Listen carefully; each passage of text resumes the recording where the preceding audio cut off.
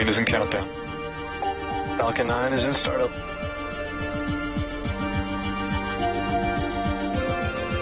Dragon, SpaceX, go for launch.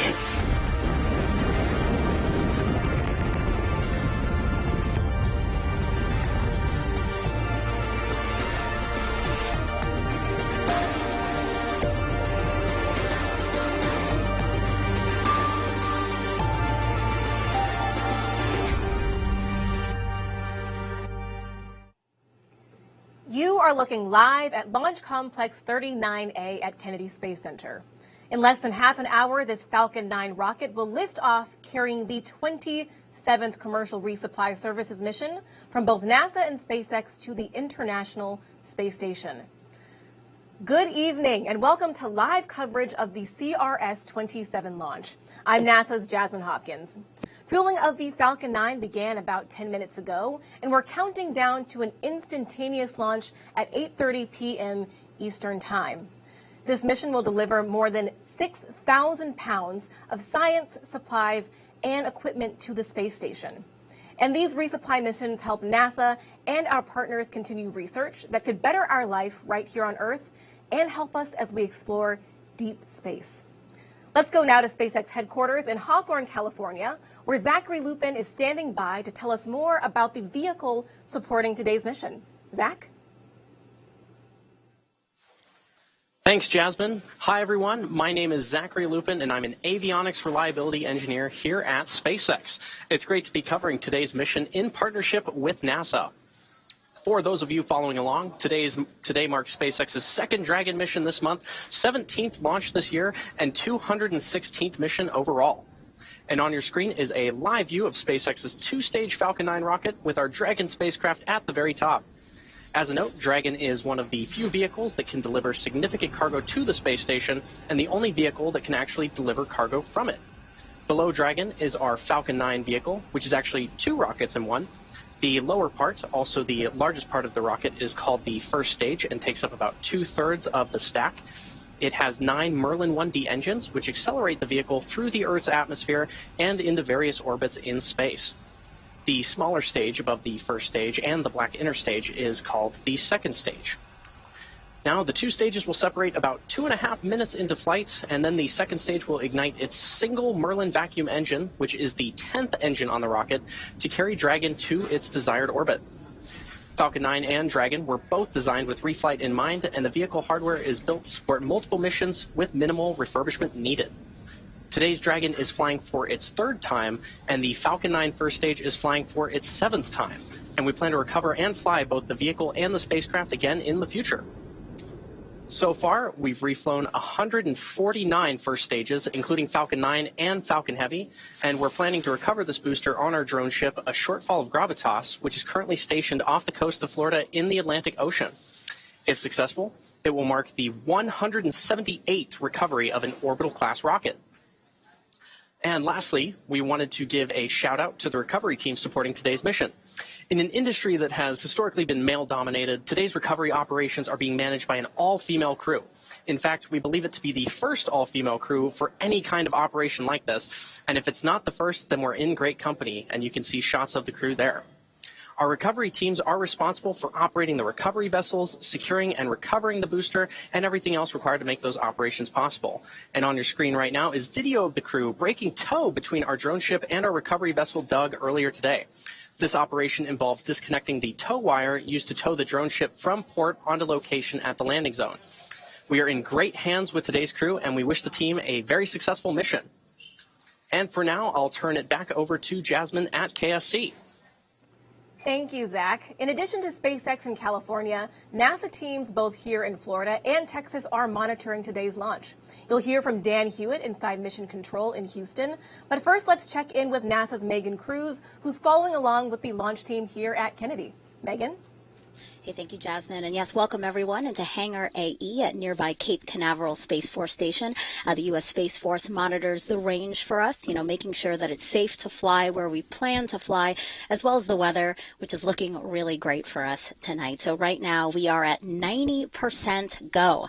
Launch Weather Officer Arlena Moses listing the thick cloud layer rule as just a small concern. Basically, she's monitoring some high clouds in the area that's coming in because of an upper level disturbance in the Gulf, but really she doesn't think it's really much to think about. Now back out to the launch pad 39A. Right now RP1 or rocket grade kerosene is being loaded into the first stage, already more than 85% full. Liquid oxygen is also going into the first stage, more than 50% already, and should begin on the second stage momentarily. Those white clouds you see that are billowing off, that's because SpaceX is venting off some of that liquid oxygen, and that happens when the liquid oxygen hits the humid Florida air. Now our instantaneous launch opportunity tonight is at 8:30 and 42 seconds Eastern Time if we want to dock with the International Space Station Thursday morning. For more on that, let's head on over to Dan Hewitt inside Mission Control in Houston. Hey, thank you so much, Megan, and everybody. Welcome inside at Mission Control Houston at NASA's Johnson Space Center. I'm NASA's Dan Hewitt. It's pretty quiet in the room right now. The Orbit 3 team is on console, led by Ace Flight Director Allison Bollinger. The crew is asleep on board the space station right now, and when they wake up tomorrow, we're hoping they've got a Dragon on their way towards the space station. It's going to be about 35 hours from launch until they dock on Thursday morning. They're going to be docking to the forward port on Node 2. It's the Harmony module on the station. That one was just vacated by the Crew 5 astronauts who left just a couple of days ago. Once they're able to dock, that's going to kick off a really furious month of science and cargo operations for the crew. They're going to have to work to execute a lot of these experiments while Dragon is still attached before they load it back up and send it home. Because again, Dragon, pretty much the only way we're getting large amounts of cargo back to Earth, returning those experiments for analysis back on the ground. But everything's looking great on the station side. We'll have some configuration work to do right before Dragon shows up, but everything looking good. The team has given their go from Houston for launch, and so we're looking good. So let's get back to the countdown. I'll send it over to Jasmine at the Kennedy Space Center. Thank you to both Dan and Megan for those updates. It's great to hear we're looking good for tonight's launch. We are now at about 18 minutes and counting from liftoff of CRS-27. So let's get a closer look at some of the science flying on this mission. Why are we sending heart tissues, biofilms, and bacteria to space? Dozens of new experiments will soon arrive at the International Space Station for the benefit of humanity and future missions. Let's take a look at what's on board the 27th Cargo mission from SpaceX. 3D cultured cardiac muscle tissues are returning to microgravity to help develop new therapies for cardiac dysfunction on Earth. Radio-tolerant organisms exposed to the space environment could reveal clues to the survivability of these organisms in space and the origins of life on Earth. Researchers are sending heart organoids back to space to test drug combinations that may reduce microgravity-induced changes in heart cell function. A student-manufactured project will provide an easier way for astronauts to position video and still cameras in the middle of a module. Astronauts will control liquids using capillary forces over a range of liquid viscosities to inform the design of more efficient carbon dioxide removal systems in space. Researchers continue to analyze bacterial biofilm formation and the antimicrobial properties of metal surfaces in microgravity. These experiments join the hundreds of ongoing investigations aboard the orbiting laboratory. That was just a brief look at some of the science on CRS-27. So now let's take a deeper dive. Students from the University of Arkansas have a small satellite on board that could help us declutter space. Joining us now to talk more about it is Samuel Cano, PhD student from the University of Arkansas. Welcome, Sam. Yeah, thanks for having me. Of course. So, Sam, your team is working on something that can get rid of what we know as space junk. How does it work? Yeah, so nowadays deorbiting is just as important a mission concept as any. So we're hoping to test a subsystem aboard ArcSat-1. It's called the Solid State Inflatable Balloon, so I call it SSIB. And to put it, simply, At the mission's conclusion, we'll activate this SSIB board, which has solid sodium azide inside of these wells. So we heat it up, it releases nitrogen gas and fills a balloon. And what that does is increase the drag of the spacecraft, which in turn decreases the time it'll stay in orbit. Wow, that's pretty complex, Sam, and you guys are packing a lot of science into this tiny space for the CubeSat. So ArcSat-1 is the first CubeSat selected by the CubeSat Launch Initiative from Arkansas, and their goal is to get all 50 states. That's very exciting. How do you feel being part of that first? It's amazing. I memean, it's twofold. So, you know, from a technical standpoint, we have ArcSat-1 tonight, hopefully, and ArcSat-2 in the next year. And they're both technology demonstrators for ArcSat-3. And to explain that really simply, I'll just say it's a two-body spectrometer where we hope to maybe send a pair of these really small CubeSats, which is very cost-effective, to other planets. And they will basically orbit in formation flights, where one emits a laser, one receives it, and can create a more comprehensive map of the atmosphere of, you know, say Venus in a matter of weeks. That's the idea. Wow, and it's neat, too, to think that you kind of have a longevity experiment here with ArcSat-1 going into 2 and 3. Will you be working on 2 and 3 as well? Of course, yeah. Right as soon as I get back, it's ArcSat-2 time. Fantastic. So you said that's launching next year. Can you tell us a little bit more about how ArcSat-1 is going to build up to ArcSat-2? Sure. So almost all of the subsystems aboard ArcSat-1 are designed and tested in-house at the University of Arkansas. So this is our real, you know, this is a big test. A lot of the hardware we're able to use for ArcSat-2. ArcSat-2 will be a little bit bigger, but it'll build off of ArcSat-1, and it'll have thrust on board too, so that's a new challenge for us, but we're excited about it. Yes, and we're excited with you too, Sam. Thanks so much for being here tonight. Thank you for having me. Of course, best of luck to you and the team from Arkansas. There's another student-led experiment on this mission, and it will help astronauts take better pictures in microgravity. A team of high school and middle school students worked with NASA's Hunch program to create a ball clamp monopod, and it's not your average selfie stick. In this experiment, a platform attaches to the space station handrail and is tested to hold a camera and track targets. The temporary stable platform is expected to make capturing images much easier and faster.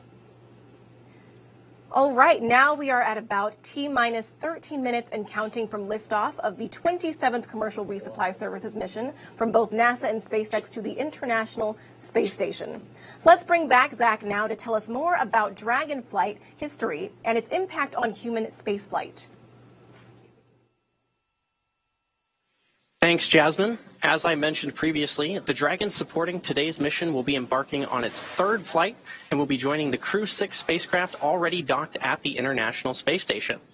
And speaking of Crew-6, Crew-6 lifted off from the same launch pad just 12 days ago on March 2nd with NASA astronauts Stephen Bowen and Woody Hoberg, UAE astronaut Sultan Al-Nayati, and Roscosmos cosmonaut Andrei Fedyaev, arriving at the orbiting laboratory about 24 hours later.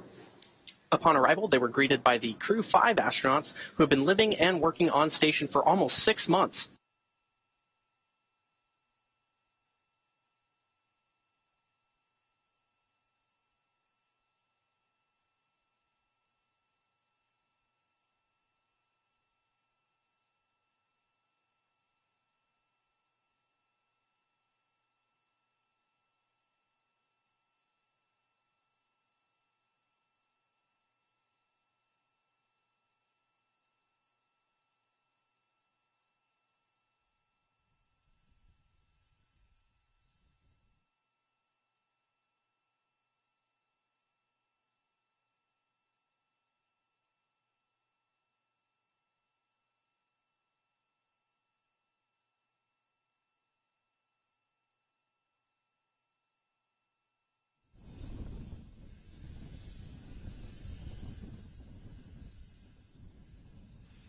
We are close to finding out which 4 astronauts will be among the first crew to lift off on the Artemis II mission.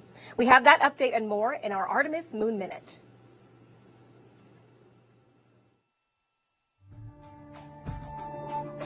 Right now, technicians at NASA's Michoud Assembly Facility are hard at work on our Space Launch System rocket for Artemis II. They've moved the engine section to the bottom of the 212-foot tall core stage. And next, they'll add the RS-25 engines, which will help power our missions to the moon.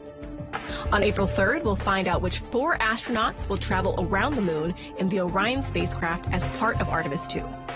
Artemis 2 builds on the success of the uncrewed Artemis 1 flight test. We documented its journey in our Path to the Pad series, streaming right now on NASA's YouTube channel and on Hulu.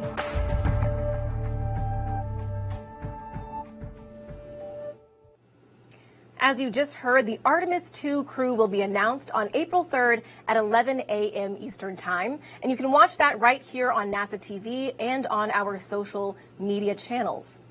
Our missions to the moon are setting us up for Mars. And when we get there, we don't want to bring any microorganisms with us. The European Space Agency will research how different bacteria form and grow on metal surfaces.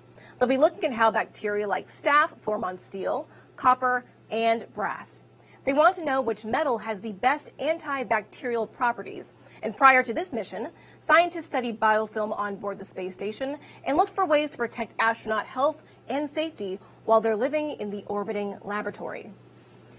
Additionally, the Japanese Space Agency is trying to identify if any plants could survive and grow on the moon or even on Mars. These 7 samples of microbes you see here will be exposed to the space environment for up to 6 months. Then they'll come back to Earth to see if the spores can survive and grow, as well as their tolerance to UV light and conditions out in space. Well, we know that the weightlessness of space can have a significant effect on our bodies, but especially on our hearts. Joining us now is a member of the Cardinal Heart 2.0 team from Stanford University, Joseph Wu. Thank you so much for being here. Oh, thank you so much for inviting me, Jasmine. Of course, we're really excited to have you here. You guys are doing some very interesting research with Cardinal Heart, and you started with the first experiment, but now you're on the 2.0 version. Right. So can you tell us, what are you looking at in Cardinal Heart 2.0? Yeah, that's right. So we're very much interested in understanding the effect of microgravity on the cardiovascular system.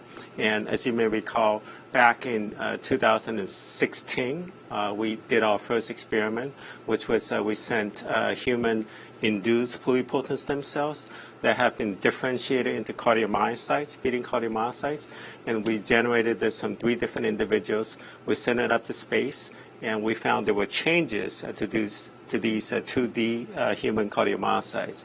So we followed it up with the December 2020 launch, in which we used 3D human engineered heart tissues.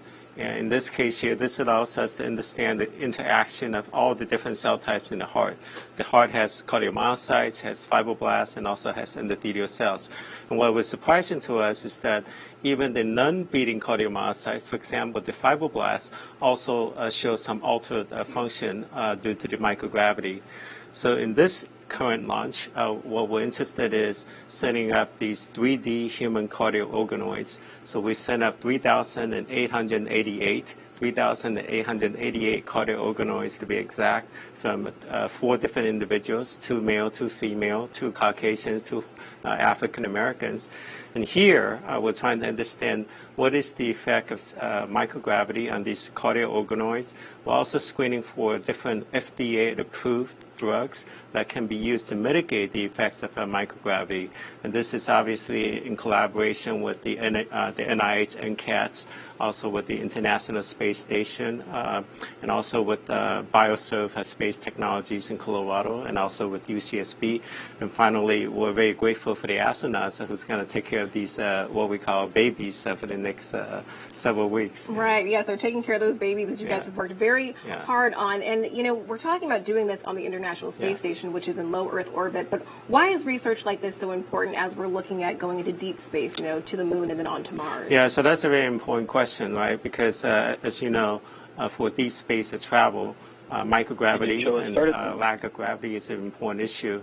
And you know, this is part of the reason why the astronauts, they need to be on stationary bikes when they're up in space. Also part of the reason why when they come back to Earth, you know, for the first 2 to 3 days, they have to adjust to the effect of gravity on our cardiovascular system. So what happens is, without gravity, your muscles, heart muscles, skeletal muscles, and also your blood vessels all atrophy.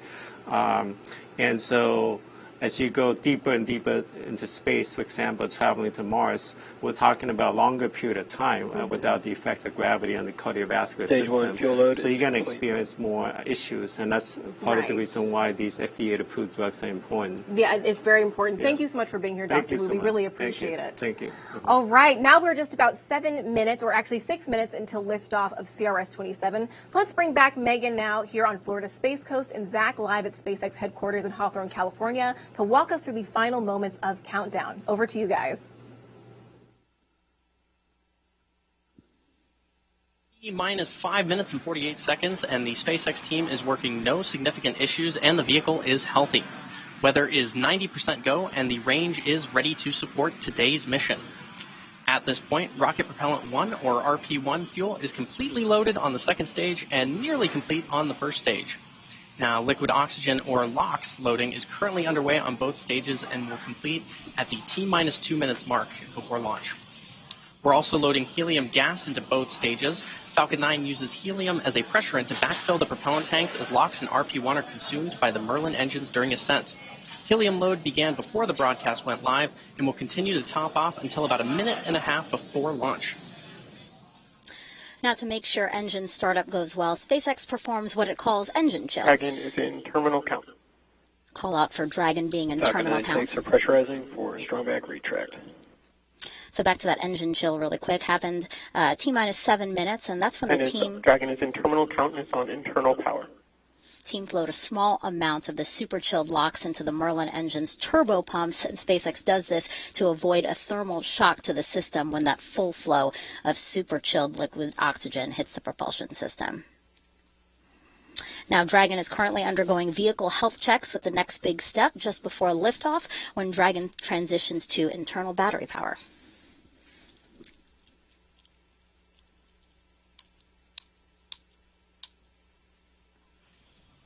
And in just about 10 seconds, we should see those clamp arms opening on the transporter erector. The transporter erector, or TE, is that large truss structure adjacent to our Falcon 9 vehicle. The TE is used for vehicle rollout and to route propellants and electrical power to the vehicle in preparation for launch. Once the clamp arms have fully opened, the TE will then retract away from the rocket in preparation for liftoff. In these last few minutes before T0, Falcon 9 is performing final health checks on its primary communications, avionics, and propulsion systems. And there's that call out for strong back retract. We may also hear call outs that engines are sufficiently chilled if we get a little closer to liftoff.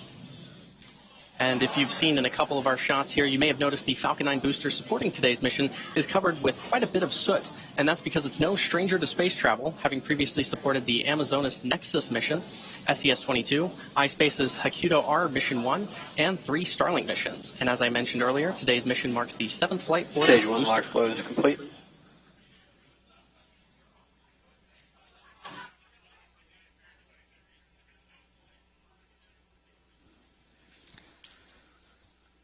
Now, this launch will bring in just under 6,300 pounds of cargo, science, and supplies to the space station. One research project will study the effects of microgravity on the human heart, and a student project that will test ways to help astronauts better capture photos and videos while working on the space station.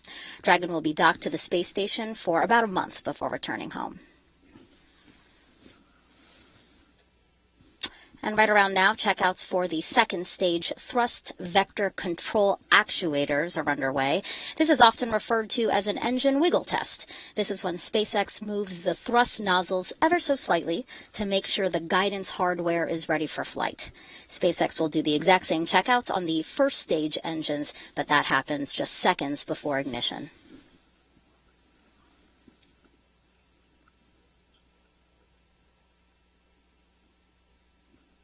And in just a few moments, we should hear that call out for Stage 2 LOX load complete.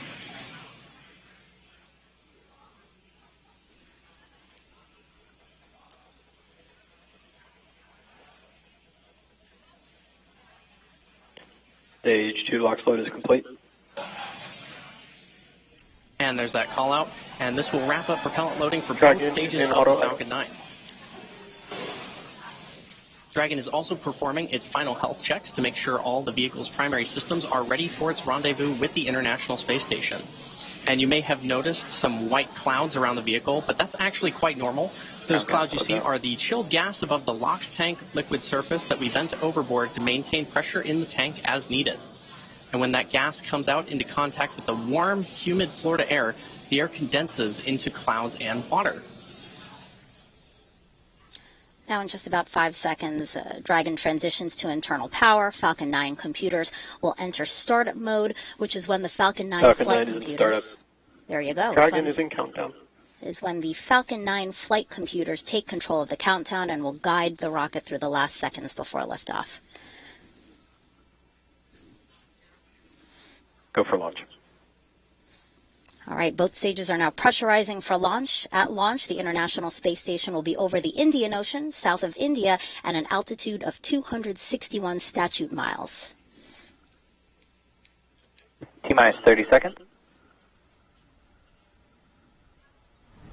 Counting down for NASA and SpaceX's 27th commercial resupply mission.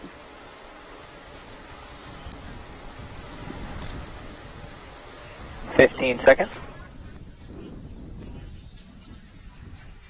T-minus 10, 9, 8, 7, 6, 5, 4, 3, 2, 1.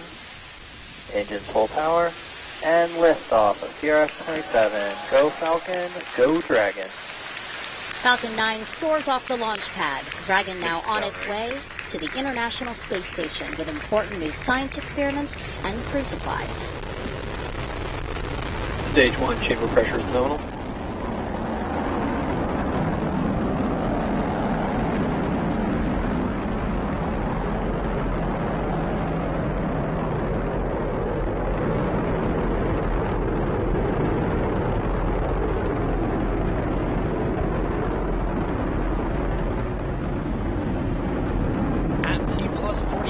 Falcon 9 has successfully lifted off from historic launch complex 39A in Florida. We're now coming up on our max Q in about 20 seconds or so, which is the point of maximum aerodynamic pressure the vehicle will go through during its flight. Sonic.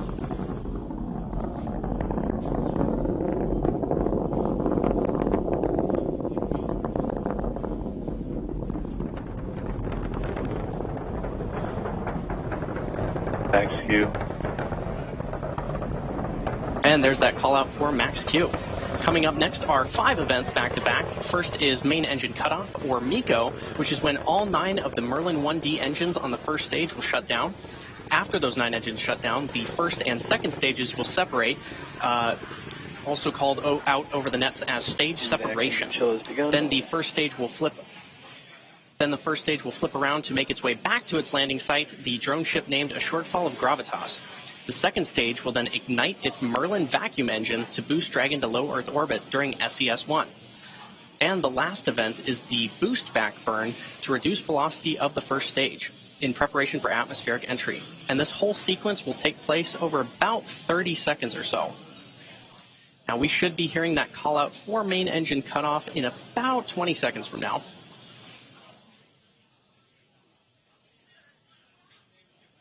Wonderful tracking shot of our rocket.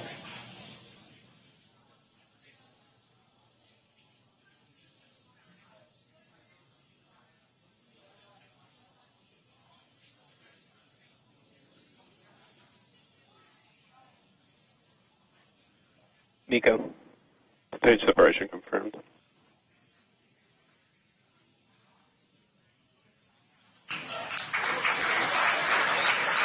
Back ignition. Stage 1 boost back startup. And there's all of those callouts for those milestones. So we had MECO, stage separation, a stage 1 flip, second engine start 1, and the start of the partial boost back burn. While a boost back burn is normally performed in order to return the first stage to one of our landing zones, here we are just performing a partial boost back. This shortened burn, possible due to payload weight, will allow us to recover the Falcon 9 booster much closer to the coast and shorten the drone ship's journey back to shore by about 1.5 to 2 days. Stage 1 boost back shutdown. And there's confirmation of boost back shutdown. If you're just tuning in, you're watching a live webcast for the 27th commercial resupply mission to the International Space Station for NASA. This is SpaceX's 17th mission for 2023 and the second Dragon flight to the International Space Station this year. We lifted off from Kennedy Space Center's historic Launch Complex 39A just about 3 minutes and 45 seconds ago. On the left side of your screen is the Falcon 9 first stage that is making its way back to Earth, and on the right side is the second stage. The second stage, and you can see that MVAC engine there.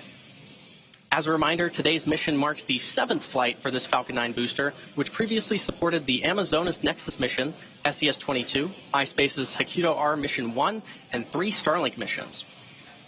Now, in order to make its way back to our drone ship, a shortfall of gravitas, it has 2 more burns to execute. The first is the entry burn, where 3 of the Merlin engines 1, 5, and 9, will reignite. This helps to slow the stage down as it re-enters the upper part of the Earth's atmosphere. The second burn is the landing burn, and this is a single engine burn, engine 9, that brings the vehicle's speed down rapidly in order to land on the drone ship. Now, occasionally on your screen, when the booster is visible, you may see some nitrogen gas bursts, and these are used for attitude control as the booster makes its way back to the drone ship. Falcon 9 is also equipped with 4 hypersonic grid fins positioned near the top of the first stage. And once in the atmosphere, Stage 1 is only using the grid fins for steering as it makes its return to Earth, these titanium descent. And there's that call out for nominal trajectories. On the left side of your screen, you can just make out some civilization of Earth, on Earth.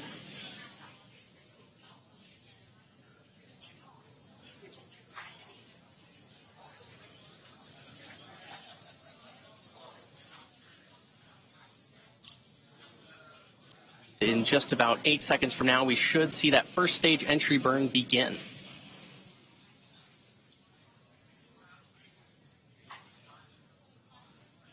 Stage 1 FTS is saved.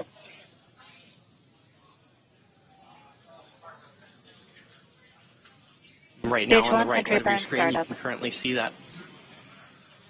You can currently see Stage 2, and there's confirmation of first stage entry burn startup.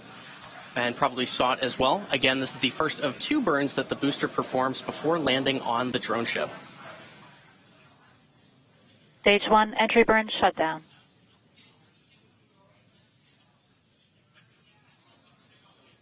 Now, as we get closer to the first stage landing, it's good to note that the Falcon 9 first stage is equipped with 4 landing legs made of state-of-the-art carbon fiber with aluminum honeycomb. And these are placed symmetrically around the base of the rocket and deployed just prior to landing. If successful, this landing will mark the 178th time that we've recovered a first stage booster, including both Falcon 9 and Falcon Heavy missions. And we're about 15 seconds or so away from landing. The vehicle is traveling about 1,600 kilometers per hour. And this really puts into perspective the deceleration of the rocket. In the span of less than a minute, we'll have reduced from twice the speed of a jet all the way down to 0 as the rocket lands.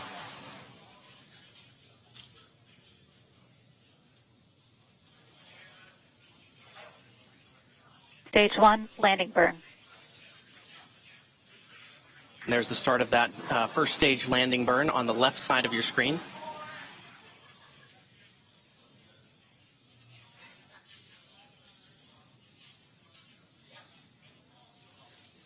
Stage 1 landing leg deploy.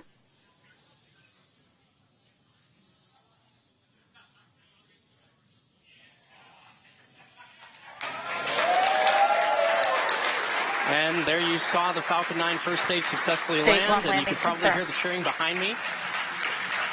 The Falcon 9 first stage that supported today's mission landed for the 7th time, having previously supported Amazonas Nexus, SES-22, iSpace's Hakuto R Mission 1, and 3 Starlink missions.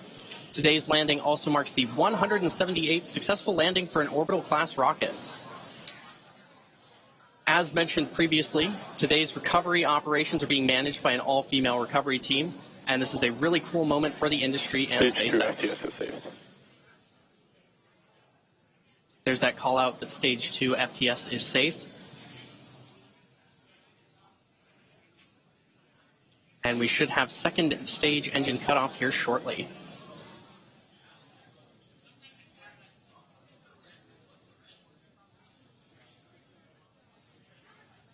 Seco.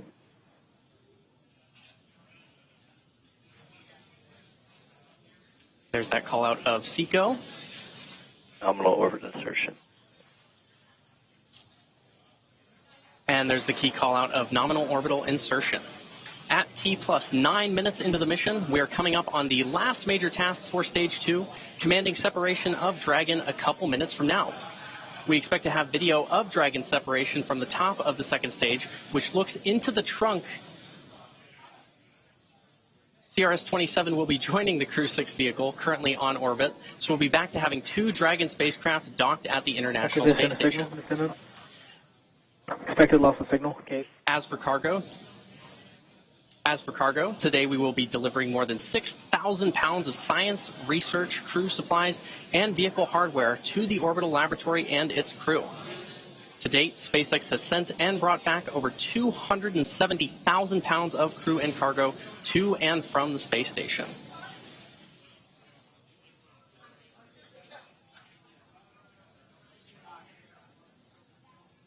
As a reminder, this is the third flight for this Dragon capsule, having previously supported CRS-22 in June of 2021 and CRS-24 in December of 2021.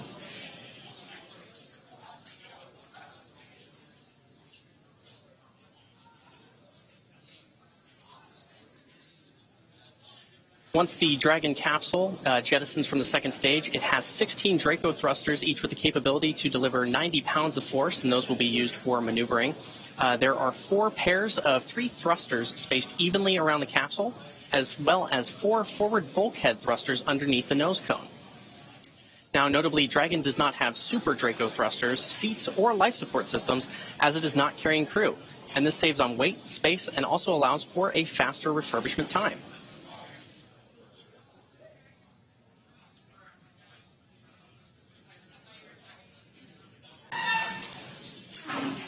And while initial designs of Dragon carried solar arrays extended outward from the trunk, the cylindrical structure located directly behind the Dragon capsule, the current Dragon has these arrays fixed directly to the trunk. And you may see at some point both a light and dark side of the trunk.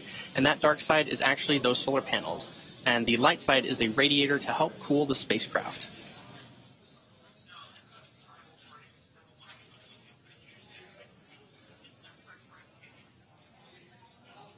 And once the Dragon capsule reaches the ISS, it will be able to autonomously dock using its navigation sensors, centerline camera, and light detection and ranging equipment. It's also good to note the Dragon capsule is connected to the trunk beneath it via the trunk claw and connects thermal control, power, and avionics systems components between the trunk and the capsule.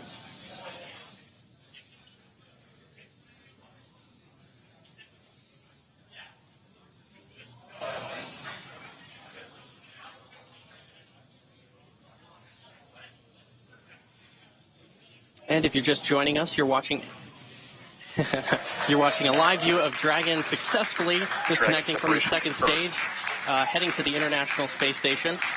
This is the 27th commercial resupply mission to the International Space Station for NASA. This is SpaceX's 17th mission this year and second Dragon flight to station for 2023. We lifted off about 12 minutes and 23 seconds ago from Kennedy Space Center at historic Launch Complex 39A. And there you can see Dragon slowly drifting away from the second stage. The next milestone coming up is the nose cone opening sequence, which protects the docking ring and navigation sensors.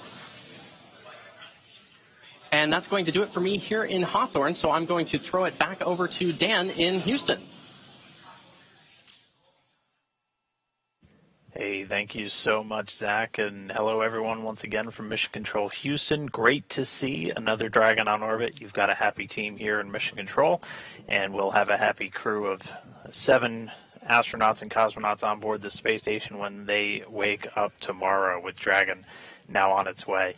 As Zach said, the next milestone that we're going to be keeping an eye out for is going to be the nose cone open. This takes a couple of minutes, and that's to open the nose cone, so it's exactly what it sounds like. It's at the very top, or the nose part of Dragon, and that's going to slowly open up to reveal a couple of different components. That nose cone stays closed during the flight up to orbit, just to protect some of those more sensitive instruments from the thermal and aerodynamic loads that Dragon's experiencing on its ride uphill. Once it opens up, we're going to be revealing a couple of different things, including some propulsion elements, primarily 4 forward bulkhead Draco thrusters. Those are the primary thrusters that Dragon is going to be using for its major delta velocity burn. So those are just firings of the engines to gradually raise its orbit as it gets closer and closer to the space station. It's also going to reveal a suite of navigation equipment. Dragon has a couple of different methods to essentially find its way through outer space, and underneath the nose cone there is something called the Dragon Eye, star trackers, and then it will also be pairing that with an inertial measurement unit and GPS sensors, all of these kind of working in tandem to essentially tell Dragon where it is in outer space and where it needs to head. We also do what's called a state vector upload to the spacecraft just prior to launch, telling it where space station is, and then once it gets closer, we'll have what's called relative GPS systems that will be able to talk to each other between Dragon and space station, just as they start talking to each other, let them know where they are. And those come really in handy when we start getting into the integrated operations, which you're going to be seeing a lot more of this room once we arrive on Thursday morning. As when we're in integrated operations, you've got a team here in Houston and a team out in Hawthorne that are working to bring us Dragon in. But we are getting closer to that nose cone to start opening. There are 12 hooks around essentially the docking ring of the Dragon spacecraft. 6 of those are actually holding the nose cone in place during the launch. All 12 are closed when we're launching, and we open them up. If you've watched any of the previous crew missions or even the cargo missions, we do them in 2 different sets, 2 sets of 6. So one set already open, the second set opening now, and once that second set is open, the nose cone will start to deploy.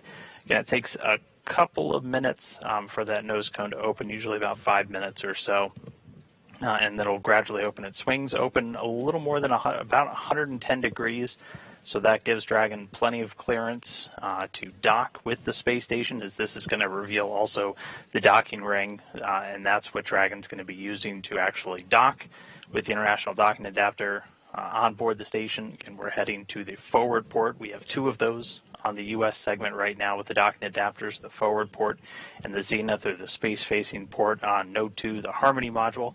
And this Dragon is going to be bound for the forward port. It was just left vacant by the Crew Dragon Endurance, which brought Crew 5 home over the weekend after 157 days in space.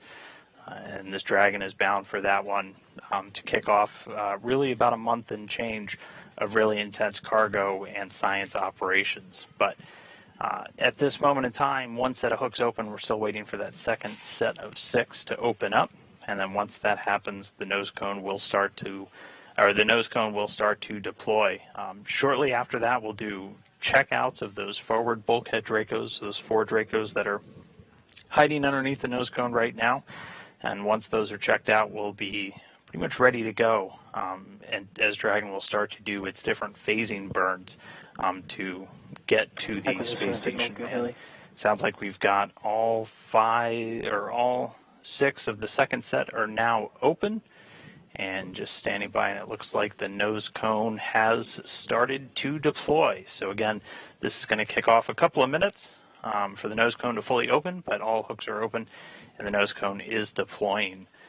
While we wait for the nose cone to open, I do want to bring in, we have a guest real quickly. We have Phil Dempsey. He's the manager of the Vehicle Integration Office in NASA's International Space Station program, basically the guy overseeing all the different spacecraft responsible for bringing crew and cargo up to the space station. Phil, first, thanks so much for joining me. Just want to get your thoughts real quick. Walk us through, we've got another Dragon mission heading to the station. What's this going to mean for those crew members on board? Hey, yeah, thanks. So first of all, just saw a really great launch from our SpaceX team down here in Florida. Getting a new Dragon is really exciting for the group for a couple of reasons. First, like you just kind of mentioned, these cargo missions are really action-packed times for the crew. It starts when they dock Thursday morning. We're just getting into the vehicle, getting critical research out and into its location on the ISS. Then the crew does some standard cargo ops and payload moves across this 30-day mission. But while they're doing that, they're also doing critical research that actually has to be completed during the dock mission in order to get those results back down on that same vehicle when it comes down a little over 30 days after it goes up. Then it's time to get it repacked with hardware. Additionally, these cargo missions are the few chances we have to get fresh or refrigerated food up to the crew. So, we give them a little taste of home. They got some fresh fruit and cheeses on this one. And I know they're asleep, but I think they're going to be pretty excited when they wake up. We actually have some live views now of the nose cone opening. We're about halfway through. But Phil, before I let you go, just general feelings from you, the program. This has been just another incredibly busy spring. It feels like we're always in the busy season with Station. We just brought a crew home over the weekend after launching another one. What's it been like to just balance all of the traffic coming and going from the space station? Yeah, it seems like we're partway through and there's a lot going on. It is really exciting. As for the pace, most of us probably wouldn't have it any other way, I'll tell you. We're in our third decade of operating this orbiting research facility, and these are the crew and cargo missions to keep it going. But if you look ahead, added into that mix, we got an upcoming Boeing first crewed flight. We've got a second private astronaut mission. So while busy times for sure, it's really inspiring what we're doing across, in this industry across this, dedicated and great partnerships with NASA, commercial, providers and international teams. It's just really exciting for the program, and we're really proud to be part of it. All right. Well, again, that was Phil Dempsey. Phil, thank you so much for dialing in.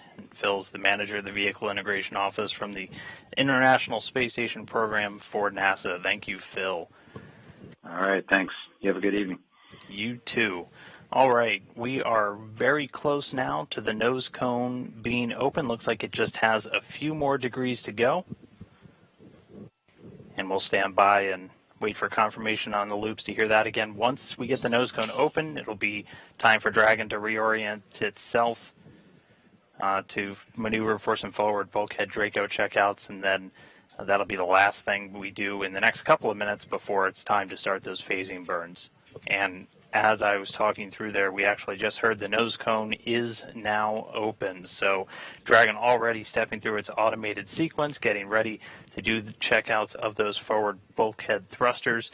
And then once those are ready, we'll be set up and good to go and ready to do our phasing burns. So really great to have a Dragon back on orbit, the 27th resupply mission to the International Space Station on its way, a safe, healthy Dragon, bringing over 6,000 pounds of cargo. With the nose cone open, Draco checkouts underway, that's going to do it for us here in Houston. We'll be back on Thursday morning to take you through the final moments of Dragon's approach and docking to the International Space Station. But with everything successful today, I'm going to send it back to close things out to Jasmine at the Kennedy Space Center. Jasmine. Thanks so much, Dan. Another beautiful launch from the Space Coast this evening. That's going to wrap up our coverage for the launch of the 27th Commercial Resupply Services mission from NASA and SpaceX. Dragon is now on its way to dock to the International Space Station Thursday at 7:52 a.m. Eastern Time. And we'll have live coverage of that at 6:15 a.m. on NASA TV and on nasa.gov/live. Thanks again for joining us, and we'll leave you with a replay of today's launch. But until next time, go NASA, go SpaceX, and go CRS-27. 15 seconds. T-minus 10, 9, 8, 7, 6, 5, 4, 3, 2, 1. Engines full power. And liftoff of CRS-27. Go Falcon, go Dragon. Falcon 9 soars off the launch pad. Dragon now on its way to the International Space Station with important new science experiments and crew supplies. Stage 1 chamber pressure is nominal.